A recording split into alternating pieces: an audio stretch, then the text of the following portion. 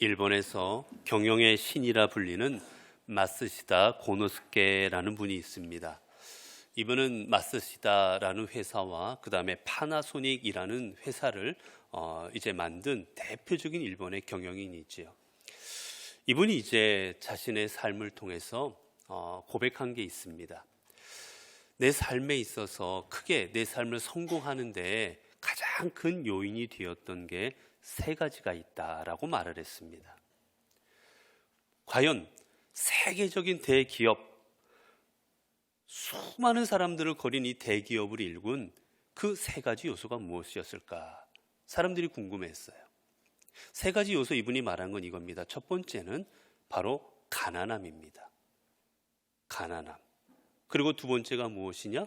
두 번째는 허약함입니다. 몸이 약했어요, 이분은. 그리고 세 번째는 무엇이었느냐? 이분이 배우지 못함입니다. 이분은 학교를 다니지 못합니다. 그런데 이 세 가지, 남들이 보면 그 삶에 있어서 내가 왜 이랬을까? 왜 이것밖에 안 됐을까라고 생각할 이 세 가지가 이분은 내 삶의 성공의 요소였다라고 말을 해요. 그러면서 이유를 말합니다. 첫 번째는 나는 가난했다. 그런데 가난했기 때문에 나는 부지런할 수밖에 없었다. 내가 만약 돈이 있었으면 나는 대충 그냥 하고 살았겠지만 나는 가진 게 없었기 때문에 누구보다 열심히 일해야 됐다. 나는 그래서 어려서부터 모든 일들을 부지런하게 열심으로 하는 일들을 나는 어려서부터 배울 수가 있었다. 그리고 그런 삶을 살아갔다. 이게 바로 내 성공의 요소다라고 말합니다. 그리고 두 번째는 허약했기 때문에 나는 어려서부터 내 몸이 약하니까 내 몸을 잘 관리해야 되겠다. 우리가 몸이 아프면 무엇인지 하지 못하는구나. 건강관리가 안 되면 내가 인생을 제대로 살아갈 수 없구나. 어려서부터 건강의 소중함을 깨닫고 그 뒤로는 열심으로 건강관리를 잘하고 있기 때문에 오늘 내가 이 자리에 있을 수가 있었다라고 말합니다. 그리고 세 번째 말하는 게 배우지 못함이에요. 나는 학교에서 많은 걸 배우지 못했다. 그래서 나는 만나는 모든 사람들이 내 스승이었다. 그 사람이 비록 어떤 사람일지라도 나는 모든 사람을 통해서 배우고자 했다. 만약 내가 공부를 했으면 다른 사람들을 무시하기도 하고 다른 사람들의 가르침을 받지 않으려고도 했겠지만 나는 내가 배우지 못했기에 모든 사람이 내 스승이었고 나는 그 가르침을 열심으로 받아들여서 오늘 내가 이 자리에 있을 수가 있었다. 그렇기에 나는 가난했고 허약했고 못 배웠지만 내게는 이것이 부끄러움이 아니고 내게는 바로 신이 하늘이 내게 준 축복이었다라고 말합니다. 그리고 나는 이 모든 것에 신이 내게 주신 이것에 감사한다라고 그는 고백을 합니다. 여러분, 진정한 감사가 무엇일까? 우리가 어떻게 무엇을 감사해야 될까를 생각해 보게 하는 그런 내용이 아니겠습니까? 많은 사람들은 어떤 때 감사합니까? 가장 일반적인 감사는 내가 무엇인가 얻었을 때 감사를 합니다. 내가 건강이 안 좋습니다. 열심히 건강을 위해서 기도하고 바랐어요. 그랬더니 건강이 주어졌습니다. 그럼 사람들은 그때 감사합니다. 내가 집을 얻고 싶어, 집을 사고 싶었어요. 열심히 돈을 모아서 집을 삽니다. 그때 감사합니다. 내가 원하는 것을 얻고 내가 바라던 대로 되었을 때, 내가 성공하고 내가 원하는 대로 되었을 때 그때 사람들은 비로소 감사를 하게 됩니다. 이게 일반적인 감사입니다.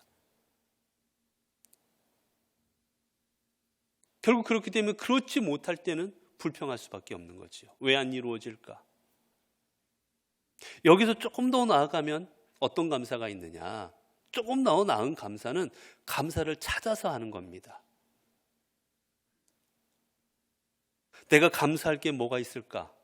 내 삶에 감사한 게 뭐가 있을까? 내 삶에 얻은 게 무엇이 있을까? 찾아서 감사하는 거예요. 물론 이것도 귀한 감사입니다. 그런데 세상에서 사람들도 이 정도까지는 감사합니다. 믿지 않는 사람들도 이 정도는 감사하는 삶을 살아갑니다. 그렇다면 믿음의 사람의 감사는 좀 달라야 되지 않겠습니까? 그래서 세 번째 감사가 있습니다. 그 감사는 무엇이냐? 바로 주실 줄로 믿고 감사하는 거예요. 아직 얻지 못했습니다. 아직 받지 못했습니다. 아직 이루어지지 않았습니다. 내가 바라던 대로 되지도 않았어요. 내가 원하는 대로 되지 않았습니다. 그런데도 감사하는 겁니다. 대표적인 게 누구였느냐?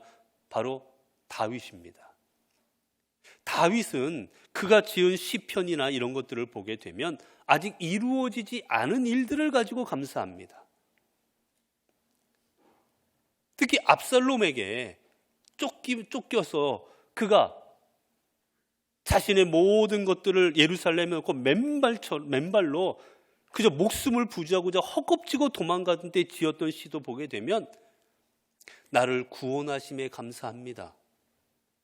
내 삶을 채워주신 것에 감사합니다. 나는 주님으로 인해 부족함이 없습니다라고 고백합니다. 아무것도 이루어진 게 없어요. 지금 쫓겨가고 있는 중입니다. 그런데도 나를 회복시켜 주셨다. 나를 구원하셨다. 그리고 그렇게 놓고 다 이루어졌다라고 생각하고 감사를 하고 있어요. 어떻게 이런 일들이 가능합니까?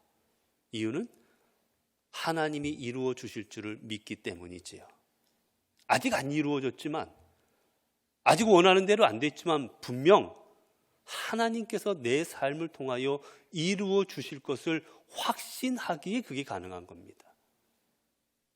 우리가 성경을 보게 되면 구약 성경 중에 많은 부분 중에 하나님께서 이스라엘을 구원하지 않으셨는데 이미 구원하셨다라고 성경은 기록하는 장면들이 있습니다. 과거형으로 기록을 해요. 이루어지지 않은 미래 일인데 과거형으로 기록을 합니다. 그 또한 마찬가지입니다. 하나님께서 이루실 것이 확실하기에, 신실하신 하나님께서 우리의 삶을 통해 구원하시겠다고 하셨으면 그분은 분명히 구원하실 것이기에 과거형으로 기술하는 겁니다.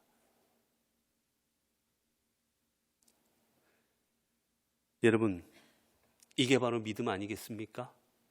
이루어지지 않았을지라도, 아직 허락하여 주시지 않았을지라도 우리의 구원자 되신 하나님께서 분명 이루어 주실 줄로 믿고 그로 인하여 감사하는 삶을 살아가는 것, 확신의 삶을 살아가는 것, 여러분 그게 믿음의 삶이 아니겠어요? 왜 이게 믿음의 삶일 수밖에 없느냐? 더 큰 이유는 여기에 있습니다. 여러분, 우리가 내게 주신 것에 감사하는 삶을 살아가는 그 감사의 핵심은 무엇이냐? 중심이 바로 나입니다. 내가 받았는가? 내게 이루어졌는가? 내가 원하는 대로 되었는가? 모든 것의 중심이 나입니다. 내가 원하는 대로 내가 받아야 되고, 내가 성공해야 되고, 내가 배불러야 되고, 내가 따뜻해야 되고, 그 모든 것의 중심은 나예요. 성공했기에 감사하고, 내가 받았기에 감사하고, 내가 건강하기에 감사하고, 그 중심은 내가 됩니다. 내가.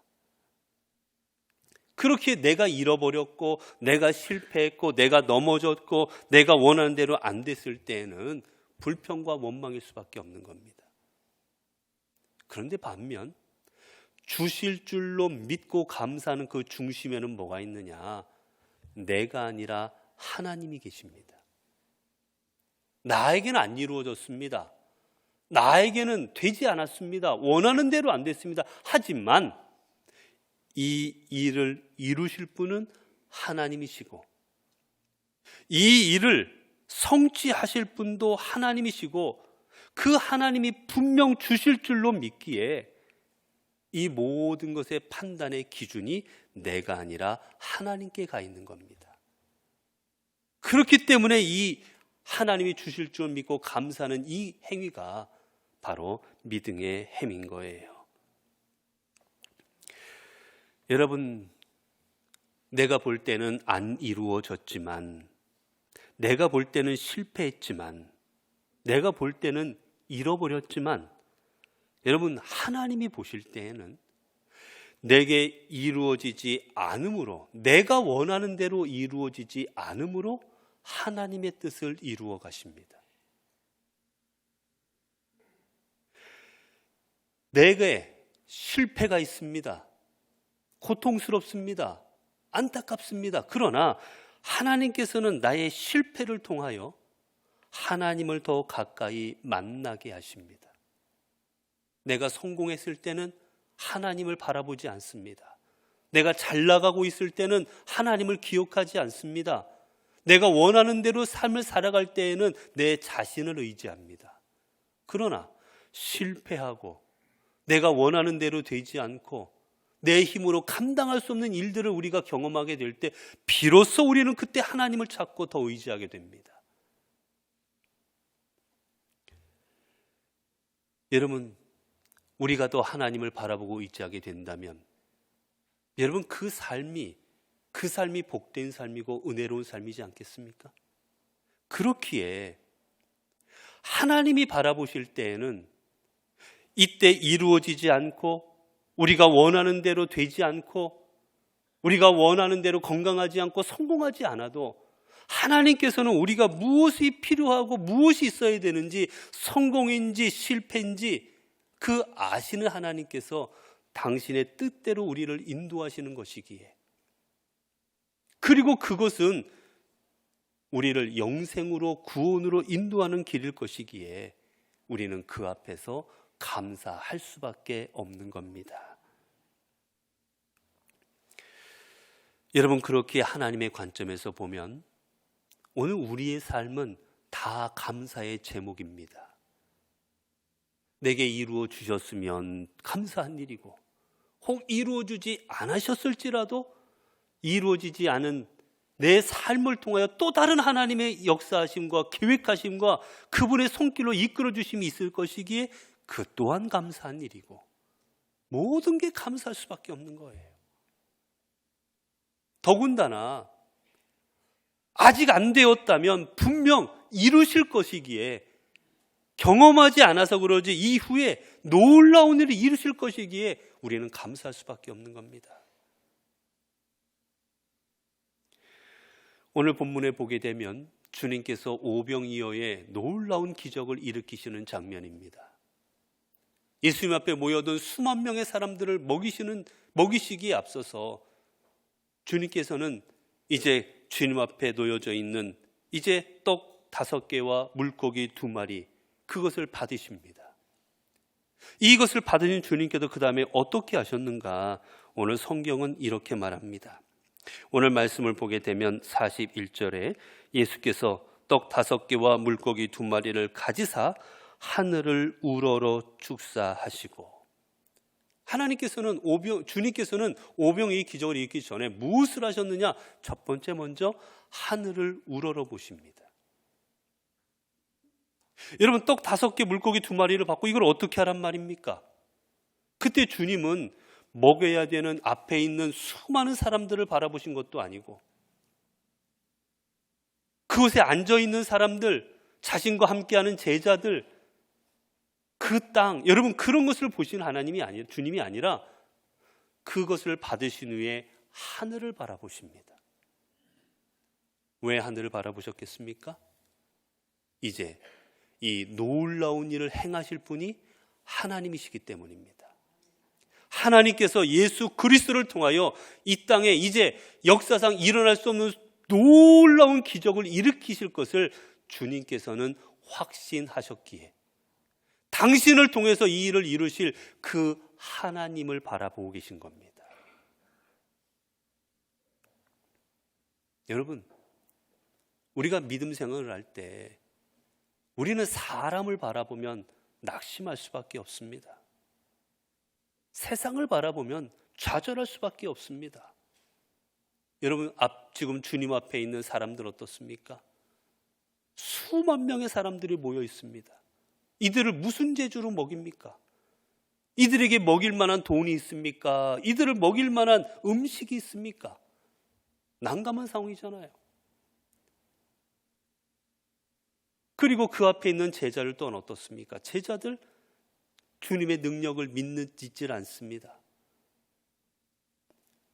도리어 주님 이들에게 행할 수 있는 게 없으니 돌려보내자고 말하는 제자들이에요. 그 제자들을 바라볼 때 낙심밖에 더 있겠습니까? 그때 주님은 이 일을 이루실 하나님을 바라보십니다. 그때 놀라운 하나님의 역사가 일어나는 거예요. 또 주님께서 어떻게 하십니까? 주님이 하신 일은 축사하시고 라고 성경 기록합니다. 축사하셨다라는 말은 무엇이냐? 주님께서 감사와 찬송으로 하나님 앞에 기도했다라는 말이에요. 지금 주님은 하나님 앞에 찬송하고 감사하고 있는 겁니다. 여러분, 지금 상황이 감사하고 찬송할 수 있는 그런 상황입니까? 앞에 수만 명이 앉아 있습니다. 여러분, 이 사람들을 어떻게 먹일 수가 있습니까? 앞서 말씀드린 것처럼 그 일을 같이 이루어야 될 제자들은 주님 안 됩니다. 주님 이것밖에 없는데 어떻게 합니까? 불신앙의 모습으로 주님 앞에 조언하고 있는 게 바로 그 앞에 있는 제자들이었어요. 주님이 맞닥뜨린 상황은 감사할 수 있는 상황이 아닙니다.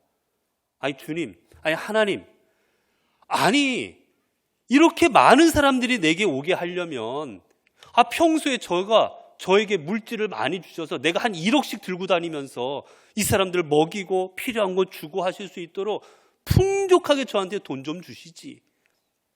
주님은 돈도 있지 않으십니다. 그렇지 않으면 주님이 무슨 말씀을 하시든지 아멘, 아멘, 주님이 이루실 줄을 믿습니다. 이렇게 믿음의 제자들을 주시든지 하시지. 주님의 말을 믿지도 않는 제자들이 옆에 있습니다. 여러분, 이 상황이 정말 감사할 수 있는 상황입니까? 도무지 감사할 수 있는 상황은 아닙니다. 난감한 상황일 뿐이지요. 그런데 그때 주님은 그곳에서 감사와 찬송을 드리고 있습니다. 이유가 무엇이었겠습니까? 비록 내 앞에는 아무것도 가지지 않는 수많은 백성들이 앉아 있을지라도, 비록 내 앞에는 안 된다고 불신앙의 모습으로 내 제자들이 옆에 있지만은 전지전능하신 하나님께서 분명 이 오병이어를 가지고 이 앞에 있는 수많은 사람들을 먹일 것을 주님은 아셨기에 주님은 그 앞에서 감사와 찬송을 드릴 수가 있었던 겁니다. 그리고 주님께서 하나님 앞에 감사와 찬송을 올려드릴 때 그 주님으로 인하여 그곳에 놀라운 역사가 일어나게 되어진 것입니다. 여러분, 그렇습니다. 우리가 하나님의 은혜와 능력을 체험하는 비결은 바로 여기에 있습니다. 하나님 앞에 하나님께서 주실 줄로 믿고 확신하고 감사하는 삶을 살아가는 겁니다. 그때 그곳에 주님의 능력이 임하여지기 때문입니다. 그 믿음 위에, 그 감사 위에 하나님은 당신의 놀라운 역사를 이루어 가십니다. 우리가 사도행전에 보게 되면 사도 바울과 실라가 빌립보에서 복음을 전하는 장면이 나옵니다. 그런데 보니 한 여종이 있는데 그 여종이 귀신이 들렸습니다. 여러분, 귀신 들렸다 하면 얼마나 그 삶이 괴로웠겠습니까? 아니, 감기 하나만 들어도 괴로운데, 아니 오늘 어려운 일 하나만 당해서 정신적으로 스트레스만 받아도 힘든데 귀신이 들려서 귀신이 주장하는 삶을 살아가는 삶이 얼마나 비참했겠어요, 여러분. 그 비참한 여종에게서 귀신을 내어 쫓습니다. 그리고 그들에게 복음을 전합니다. 여러분, 얼마나 귀한 일을 행했습니까? 얼마나 가치 있는 일을 했습니까? 그 생명을 살리고자 얼마나 사도 바울이 애를 썼습니까? 칭송받을 일이잖아요. 그런데 사도 바울과 실라가 어떤 일을 당합니까? 성경의 사도행전 16장 22절과 24절까지의 말씀을 보면 무리가 일제히 일어나 고발하니 상관들이 옷을 찢어 벗기고 매로 치라 하여 많이 친 후에 옥에 가두고 간수에게 명하여 든든히 지키라 하니 그가 이러한 명을 받아 그들을 깊은 옥에 가두고 그 발을 착고에 든든히 채웠더니. 아니, 사도 바울과 실라가 행한 일은 그들에게 복음을 전하고 귀신 들린 그 귀신을 쫓아내준 게 답니다. 그런데 어떤 일을 당했느냐? 사람들 앞에서 옷이 찢겨집니다. 그리고 찢겨진 맨살에 매를 맞습니다. 매를 맞는데 얼마나 많이 맞았느냐? 성경에 보니까 많이 친 후에라고 되어 있어요. 죽지 않을 만큼 때린 겁니다.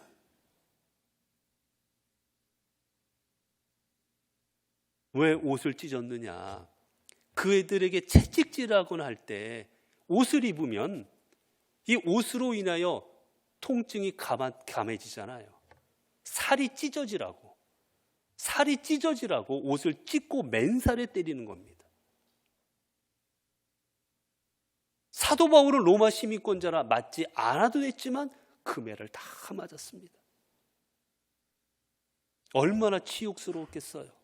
얼마나 몸이 아팠겠습니까? 그런데 그 후엔 또 어떻게 되었느냐? 감옥에 갇히는데 지하 감옥에 갇힙니다. 이때 감옥들은 죄수들이 도망가는 걸 방지하기 위해서 땅을 파고 땅 속에다가 감옥을 짓습니다.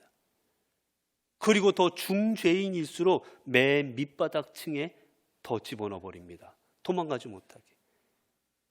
여러분, 땅 속으로 들어갈수록 축축해집니다. 습기가 찹니다. 곰팡이가 있습니다. 숨쉬기도 어렵습니다. 그 더러운 곳, 그 지저분한 곳에서 사도 바울의 발에는 착고까지 채워줍니다. 착고는 뭐냐? 중죄인들이 도망가지 못하게 양쪽 다리를 찢어질 만큼 넓게 벌립니다. 그리고 그 사이에 나무 같은 걸 끼웁니다. 다리를 못 오므리게. 그리고 거기다가 쇠사슬로 묶어버립니다. 꼼짝을 못하는 거예요. 움직일 수가 없습니다. 그렇게 해서 밤새 있는 겁니다. 그 몸이 얼마나 괴로웠겠습니까? 아니, 내가 잘못해서 범죄해서 누구를 해쳤다거나 누구 거를 훔쳤다거나 범죄한 것도 아니요. 말씀을 전하고 사람을 고쳤을 뿐인데 이렇게 모진 매를 맞고 지하 감옥에 갇혀서 모진 순환을 당하고 있습니다. 여러분, 이 상황이 정말 행복하거나 기쁜 상황이겠습니까? 그런데 그때 사도 바울과 신라가 어떻게 했느냐? 자, 16장 25절입니다. 한밤중에 바울과 신라가 기도하고 하나님을 찬송하며 죄수들이 듣더라. 그곳에서 사도 바울과 신라가 한 일이 무엇이었느냐? 찬송하는 겁니다. 그런데 찬송을 어떻게 했느냐? 모든 사람이 다 들을 수 있도록 큰 소리로 찬양합니다. 입으로 웅얼웅얼거린 게 아니라 큰 소리로 찬송하는 거예요. 여러분, 찬송이 뭡니까? 찬송은 하나님의 위대하심, 하나님의 역사하심을 기억하며 감사함으로 우리가 운율로 올려드리는 감사의 기도가 찬송인 거예요. 여기서 자기 삶이 괴로워서 괴로운 것을 노래로 한 게 아니라 하나님 앞에 감사의 찬송을 올려드리고 있는 중인 겁니다. 지금 여러분, 어떻게 찬송할 여건이 됩니까? 온 몸은 살이 찢기고 뼈는 부스러질 것 같고 움직일 수도 없고 그 사람들 앞에서 창피를 다 당했고 그 상황 가운데 그러나 사도 바울과 신라는 하나님께 감사하고 있습니다. 이유가 무엇이었겠습니까? 이유는 비록 내 몸은 찢기고 내 온 몸은 멍이 들고 죽을 정도로 몸이 아프지만 내가 범죄함으로 인하여가 아닌 하나님의 일을 감당하다 이곳에 왔으니 분명 하나님은 이 일을 통하여 놀라운 당신의 역사를 이루어 가실 줄로 확신하였기 때문입니다.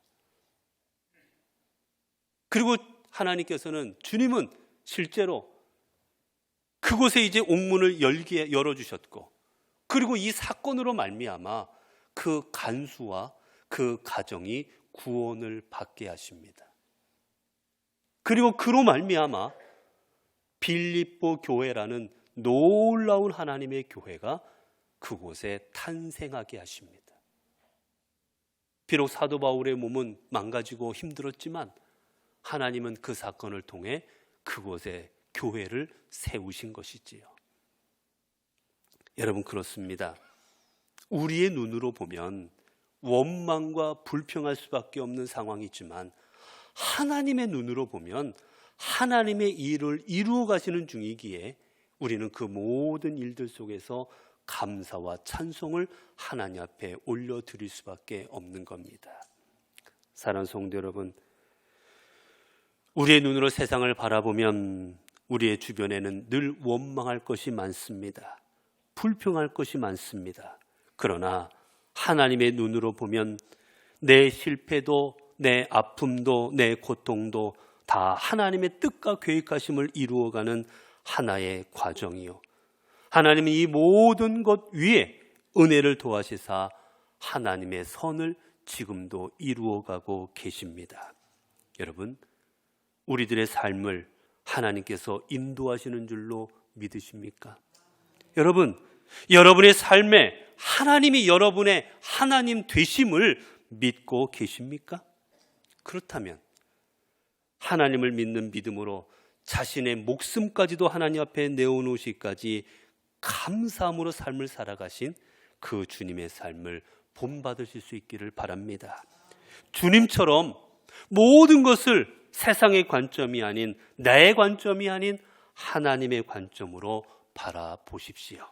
그렇게 되면 감당하기 어려운 상황일지라도 감사하신 그 주님의 기도 또한 여러분의 고백이 되어질 것이고, 비록 무화과 나무가 무성하지 못해도, 비록 포도나무에 소출 열매가 없을지라도, 외양간에 소가 없을지라도 내 삶을 통해 주님께서 이루실 일을 기대하며 우리의 삶에는 늘 감사와 하나님의 능력이 넘치는 삶이 되어질 것입니다.